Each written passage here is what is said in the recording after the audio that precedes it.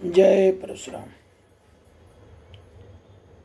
देखिए, अब तक के पिछले एपिसोड में हमने जन्म के जब तक माता के गर्भ में जीव है तब तक के जो संस्कार थे उस पर हमने प्रकाश डाला।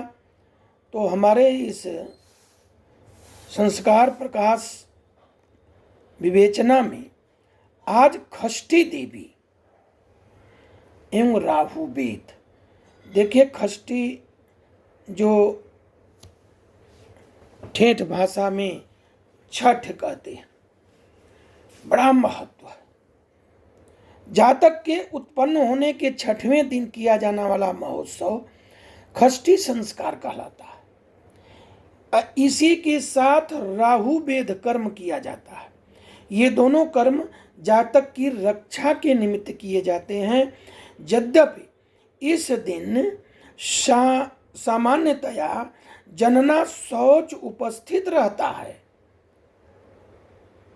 किंतु गृह सूत्रों एवं धर्मशास्त्रों में बताया गया है कि प्रथम दिन, 6वें दिन, 10वें दिन दान देने और लेने का कोई दोष नहीं होता, किंतु भोजन नहीं कराना चाहिए।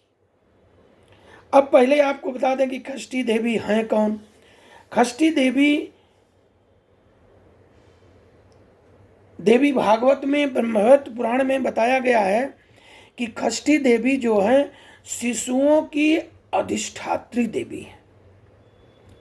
बालकों को दीर्घायु बनाना, उनका भरण पोषण करना, सभी प्रकार के अरिष्टों का निवारण करना षष्ठी देवी का मुख्य विशेषता है। इसलिए बालक के जन्म के 6वें दिन प्रायः रात में प्रसूति गृह में छठी पूजन का संस्कार का विधान प्रचलित है। मूल प्रकृति के 6ठे अंश में उत्पन्न होने के कारण इस देवी का नाम षष्ठी देवी पड़ा। ये ब्रह्मा जी की मानस पुत्री है और शिव पार्वती के पुत्र स्कंद की प्राण प्रिया देवसेना के नाम से भी विख्यात है। इन्हें विष्णु माया और बालदा भी कहा जाता है। ये खोडस मातृकाओं में भी परिगणित हैं। एक बार हम षष्ठी देवी की प्रार्थना कर लेते हैं। षष्ठी देवी नमस्तुभ्यं सूतिकाग्रशालिनी, पूजिता परमा भक्त्या दीर्घमायु प्रेक्ष में, जननी सर्वसौख्यानां वर्धिनी धन संपदां, साधनी सर्वभूतानां जन्मदे त्वां नता वयम्।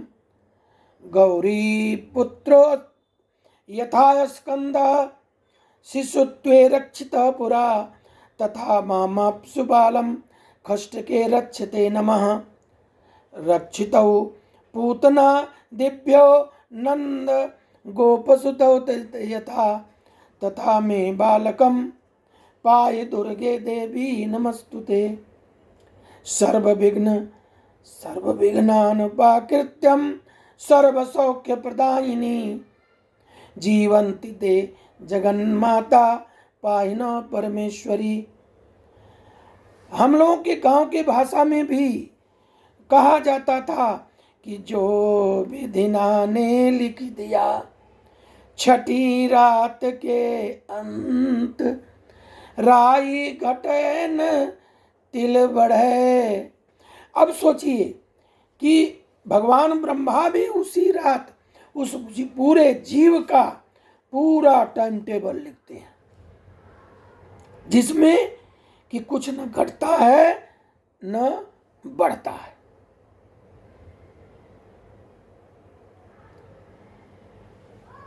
भगवती षष्ठी देवी अपने योग के प्रभावों से शिशुओं के पास सदैव वृद्ध माता के रूप में, अदृश्य रूप में विराजमान रहती हैं तथा उनकी रक्षा करती हैं, भरण पोषण करती हैं, बालकों को स्वप्न में खिलाती हैं, हंसाती हैं, दुलारती हैं। लोग कहते हैं ना, बाबू हंस रहा है, अरे बाबू सोने में रो रहा है, बाबू किसी को देख रहा है, ये सब षष्ठी देवी का प्रताप है। अब उन्हें अभूतपूर्व वात्सल्य प्रदान करती हैं, ये है माता। इसी कारण सभी शिशु अधिकांश समय तक सोना पसंद करते हैं। आँख खुलते ही बालक की दृष्टि से भगवती ओझल हो जाती हैं और शिशु रुदन करने लगता है। तो अब ये जान लीजिए कि षष्ठी देवी को रात भर दीपक जलता है। बाहर में ब्राह्मण से षष्ठी देवी का महोत्सव कराना चाहिए। यह सूतक का इस पर कोई असर नहीं पड़ता, बस ब्राह्मण को भोजन नहीं कराना है। दान आदि बहुत सी क्रियाएं हो सकती हैं। देखिए, ऐसा भी कहा गया है कि जन्मदिन की रात्रि और छठे दिन की रात्रि बालक के लिए विशेष अरिष्टकारणी होती है, अतः भूत आदि ग्रहों से विशेष रूप से रक्षा करने योग्य होती है। इसलिए प्रथम दिन जातकर्म और छठवें दिन षष्ठी महोत्सव संस्कार होता है।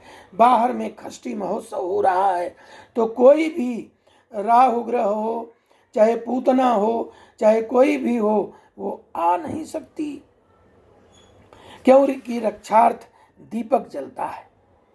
षष्ठी महोत्सव के संबंध में ये भी बताया गया है कि इस दिन रात में पुरुष लोग हाथ में शस्त्र धारण करके स्त्रियां गीत नृत्य आदि के द्वारा रात में जागरण करती हैं। सूतिका गृह को अग्नि, दीपक, धूप, शस्त्र आदि से सज्जित रखें, चारों ओर सरसों बिखेर दें। देखिए, हिंदू धर्म में शस्त्रों का बहुत महत्व है। वह हिंदू नहीं है जिसके घर में शस्त्र नहीं है। क्यों कि शस्त्र जो है हमारे सभी देवता देवी का धारण करने का वो हथियार है। तो मनुष्य को शस्त्र जरूर घर में रखना चाहिए। छठी के दिन रात में शस्त्र रहना चाहिए लोहे का, जिससे कि उससे डर करके भूत प्रेत आदि, पूतना आदि लोग डर करके नहीं आए। सरसों बिखेर देना चाहिए।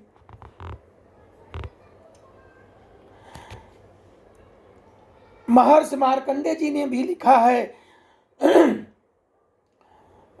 रक्षणीया तथा षष्ठी निशा तत्र विशेषतः रात्रौ जागरम कार्यम जन्मादान दानाम तथा बलि पुरुषम शस्त्र हस्ताश्च।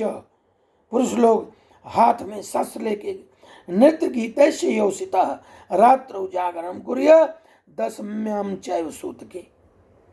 तो इस प्रकार जो है षष्ठी देवी का महोत्सव करना चाहिए। इसमें स्कंद की पूजा होती है, इसमें जो है षष्ठ कृतिका की पूजा होती है, इसमें ये जो शिव के पुत्र हैं स्कंद कार्तिकेय, इस प्रकार बहुत से लोगों की पूजा होती है। ये जो है पूजा में षष्ठी देवी को जो है स्थान दिया जाता है। रक्षार्थ वो देवी आती हैं, उनको ओं आंग ह्रीं क्रों यंग रंग लंग वंग संग शंग संग हंग छंग हंस सोयम षष्ठी देव्या प्राणायागत्य सुखम चिरम तिष्ठन्तु जीव तिष्ठन्तु सर्वे इंद्रियाण्य तिष्ठन्तु।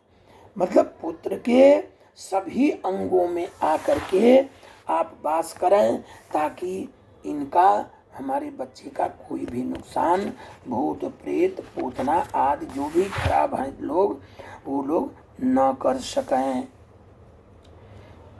आज हमने षष्ठी देवी के बारे में बताया आप लोगों को। अब इसके आगे हम आप लोगों को नामकरण संस्कार, इसी में इसी दिन राहु पेद की भी पूजा होती है। उसका जो है उसका भी बड़ा महत्व है। उसमें धनुष पूजा होती है, बाण पूजा होती है, कामदेव भगवान की पूजा होती है, सूतिका गृह में धूप जो है जलाई जाती है।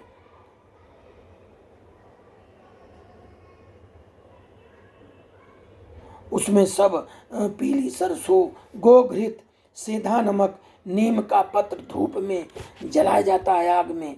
तदंतर सुवासिनियों का पूजन, बालक का महानिराजन करके बालक को माता को सौंप दिया जाता है और सूतिका गृह के बाहर मूसल आदि आयुधों और शस्त्रों आदि को रख देना चाहिए।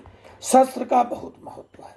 तलवार या आदि गणासा या विभिन्न प्रकार के कोई भी शस्त्र जो कृषि में भी काम आवे वो अपने घर में रखना चाहिए, जो कि वक्त पर जितने खराब लोग हैं उनके हनन के लिए काम आता है। और खष्टी जिस दिन बच्चे की छठ हो उस दिन सब लोगों को अस्त्र धारण करके वहाँ बैठना चाहिए। और हमारी माताएं गीत संगीत गाती हैं। जय परशुराम।